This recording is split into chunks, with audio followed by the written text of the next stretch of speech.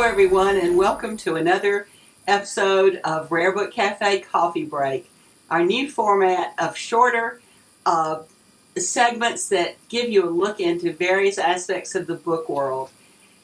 3 years ago, in May of 2020, the book selling world had shut down as far as in-person book fairs went, and we were all kind of wondering what was going to happen next when book fair promoter from New England, Marvin Getman, really came to our rescue with a new concept for virtual book fairs.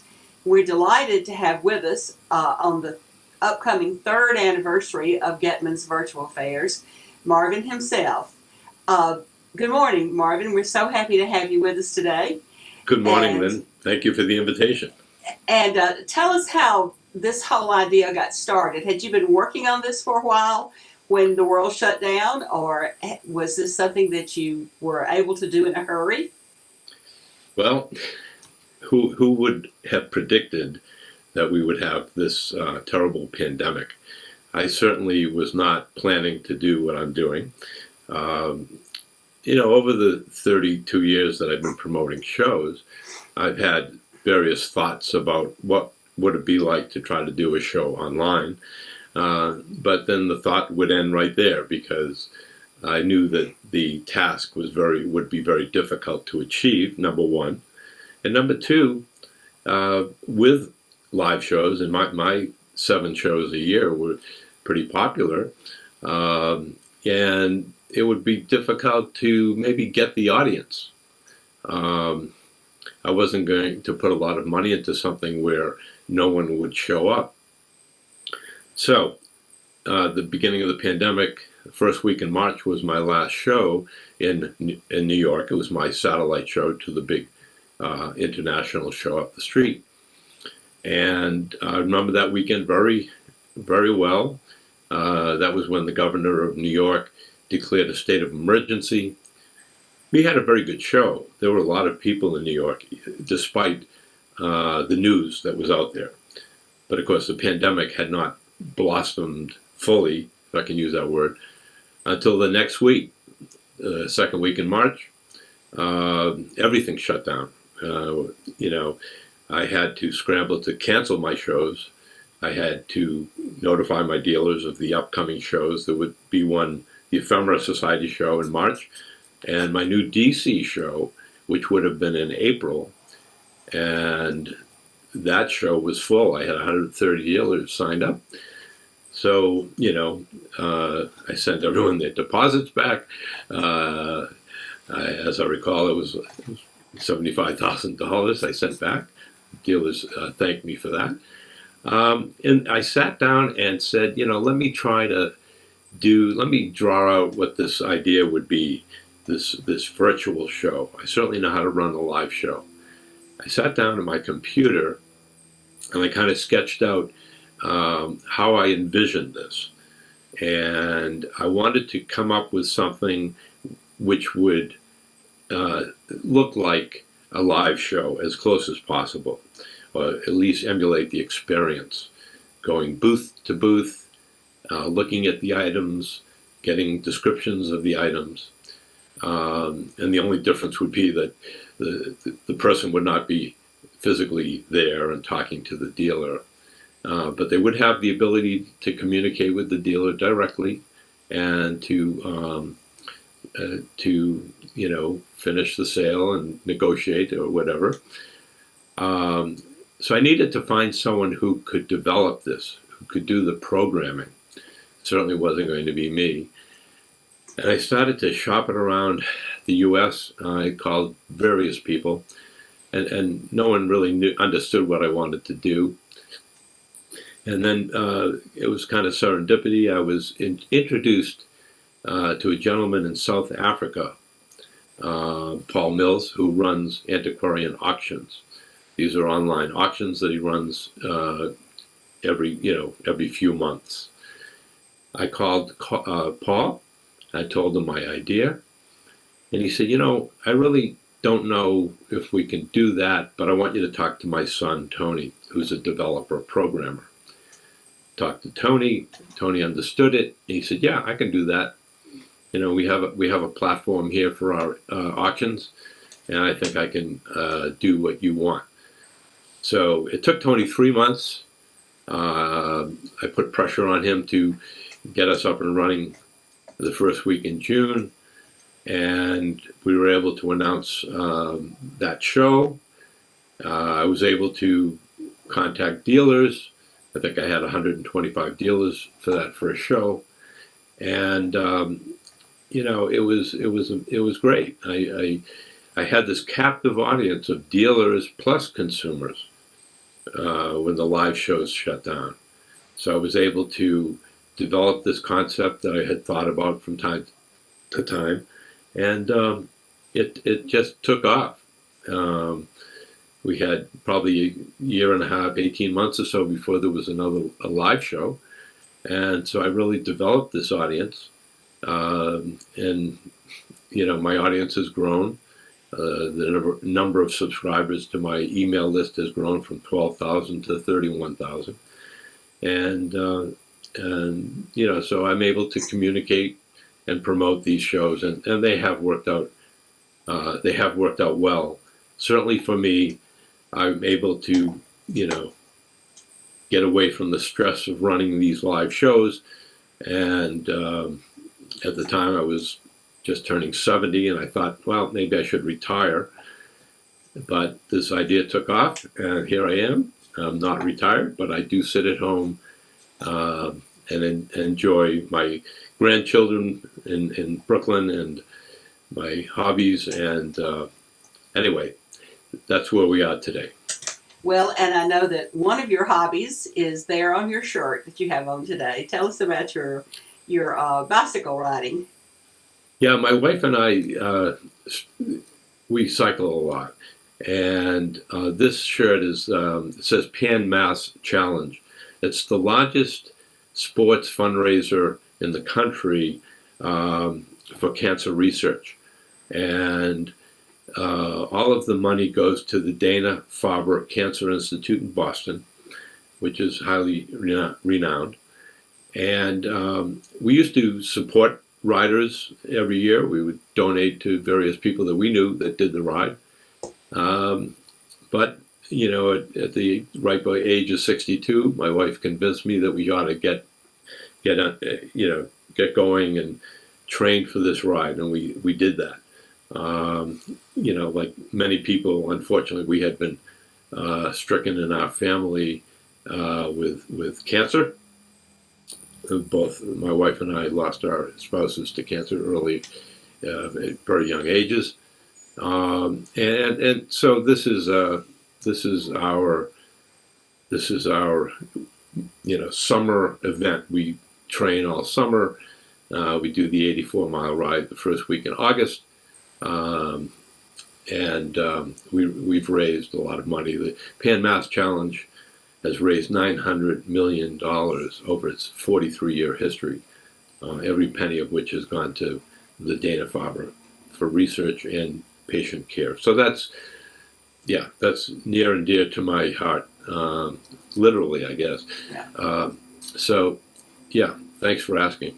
Well, I have found that so many of us in our 70s seem to be busier than we ever were earlier, particularly. I know friends who've retired we were in education, but people who have retired and say, I don't know how I ever had time to actually go to work every day because I've been so busy since I retired. And that's, I think, has been true for me to an extent too. With grandchildren here also, and the books and all of that. Well, I know that we have the 3rd anniversary show coming up next week, the 15th through the 17th. It opens at noon on the 15th, is that right? That's correct, yeah. Okay, it goes through the evening of the 17th. Yeah, I think usual days. Exactly. And you have brought us some pictures of some of the items that dealers are going to be offering for the show. And when you show those, we also will be broadcasting this as a podcast, just with audio. So if you could tell us a little bit about a few of the items that you're showing, so that our listeners will have a better idea of what we're talking about as well. Well, sure. What I'd like to show you, the shows attract a wide variety of items. Dealers can post what they like. In this case, there's an ephemera dealer who has very interesting items of ephemera. In all price ranges from $85 to a few $100s. And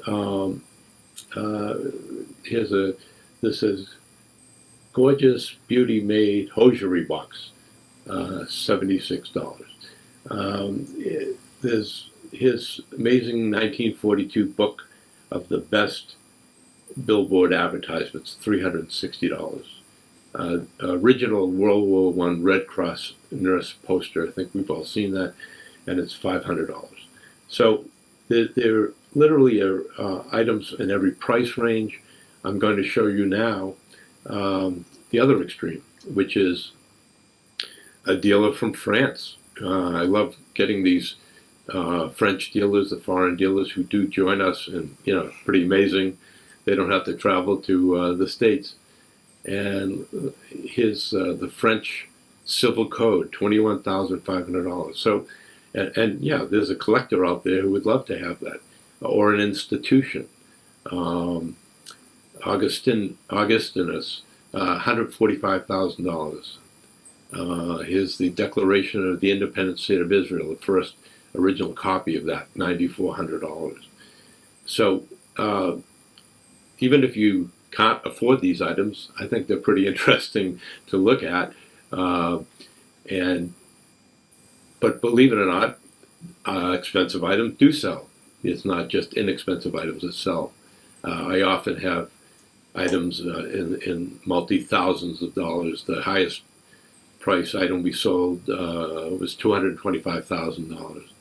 I think it was the original copy or first edition of the Origin of the Species. And his, an autograph dealer. So if there are people that collect autographs, Thomas Vernon, Newport, Rhode Island slave trader, letter and autograph, $495.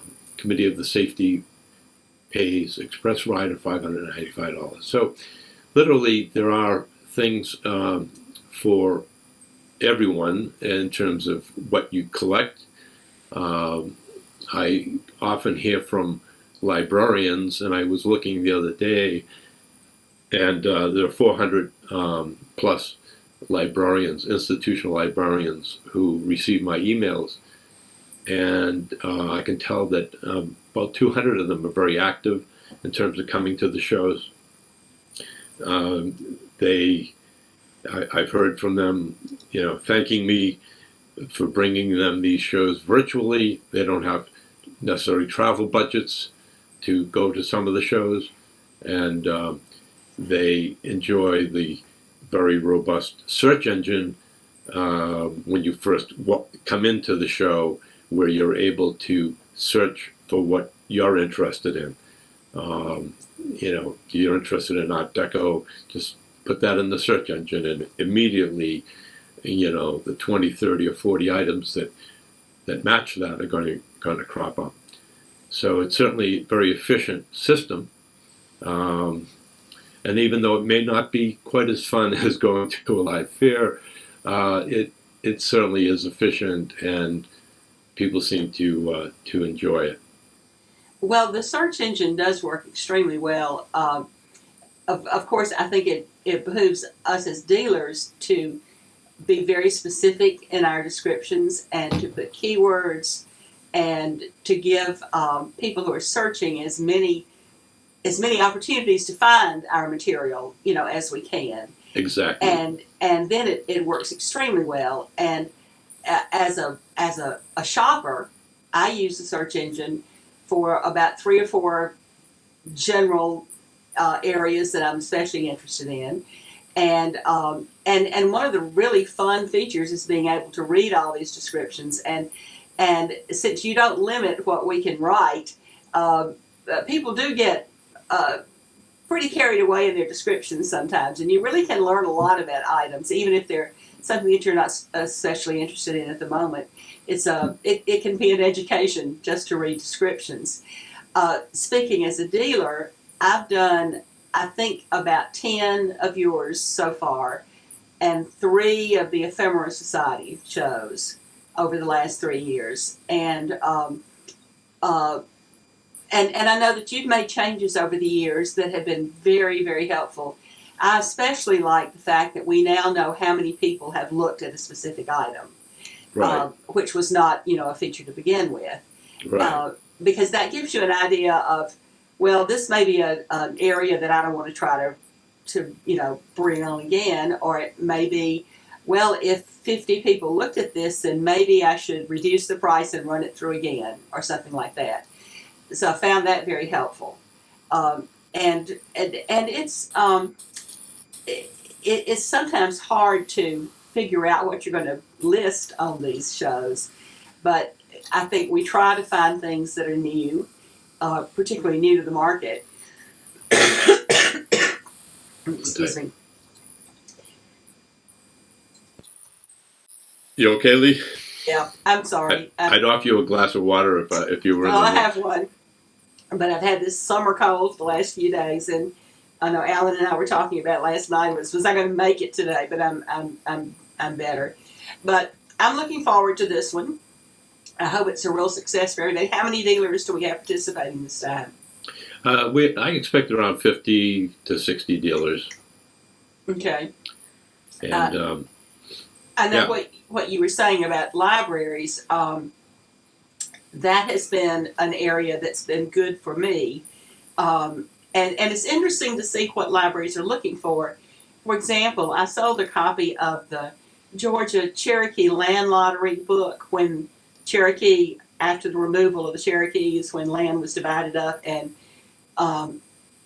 people in Georgia could register for the lottery and get a section of land from Cherokee lands, was purchased by the University of Wisconsin, which I found surprising. Yeah. And so it's been good, and I don't do a lot with say signatures with autographs, but occasionally I do, and it's nice that there are people specifically looking for that kind of thing on there, and who might not at a live show ask me about autographs, but using the search engine might find just what they're looking for. So Exactly. It's been a good experience for me, and I'm excited about this one.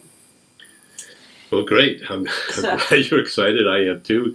Third anniversary. Who would have known when I started this thing? I had no idea how it would work or take off.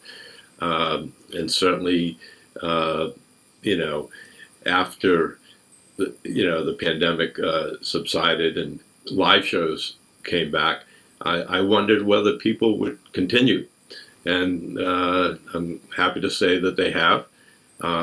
Pretty much the same numbers. I mean, we average 4,000 to 6,000 people attending the show each time, the fair, and I would have loved to have that many people come to one of my live shows. Right.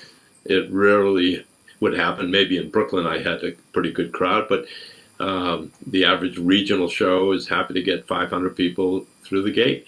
So having 5,000 people show up, and I still use the terms that I would use if I was running live shows, the attendance, and when the show opens, I can see the numbers of people, and I still say waiting in line.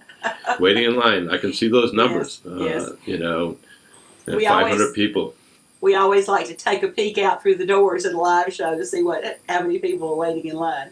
Exactly. And I think I will continue to do the Florida show, and I do the Tennessee show, but travel costs have increased so much, particularly hotel costs, and of course gas costs, and it's a good alternative, and it's something that you can. It's like we got so used to being able to do everything in our pajamas, during the pandemic, Exactly. and we can still do this in our pajamas. Yeah, So, that's true. well, and to other dealers who may never have done one of these, it's certainly worth trying, and it's a very, very simple platform to use. No specific computer skills required. If you're used to putting your books online on any kind of database, you can certainly do this. In fact, this is probably easier. And any problems that you have, Marvin is always more than helpful, and responds to questions. So, don't hesitate to try it. The cost is reasonable. You can decide how many items you want to list, and you get some bonus items with that, which has been a nice addition. So I really encourage dealers, particularly if you're not traveling as much as you used to give it a try. Or if you're like me, getting older and don't want to travel as much. So I really suggest giving it a try. So thank you so much for being with us, and we'll look forward to next week. And if I could just, I don't know if people know how to access. Oh yes, the fairs. Of course. I'm sorry. The website address, Getman's Virtual, Getmans virtual.com. It's very easy to find, and there you will find a time clock which shows you how long before the next show. Make sure you sign up on the email list right on that front cover, because you'll get my emails announcing the show, so you don't have to enter them in your calendar. I want to see people enjoying the show at the fairs online. Yes, I'm sorry I forgot to mention that. It is very easy to get to. It's very easy to use, and a lot of fun. So I encourage both shoppers and dealers to give it a try, and I hope that it goes on for many years. So all of you out there, be sure to subscribe either on YouTube or Facebook, and Rare Book Cafe Coffee Breaks. Our sponsors include the Florida Antiquarian Booksellers Association Book Fair and Biblio. So we also today will be recording a segment about the Rose City Book Fair in Portland, Oregon. And both of these will air during the next few days, since they're both coming up next weekend. So we'll look forward to seeing you soon. Thanks for being with us today. Thanks, Lee.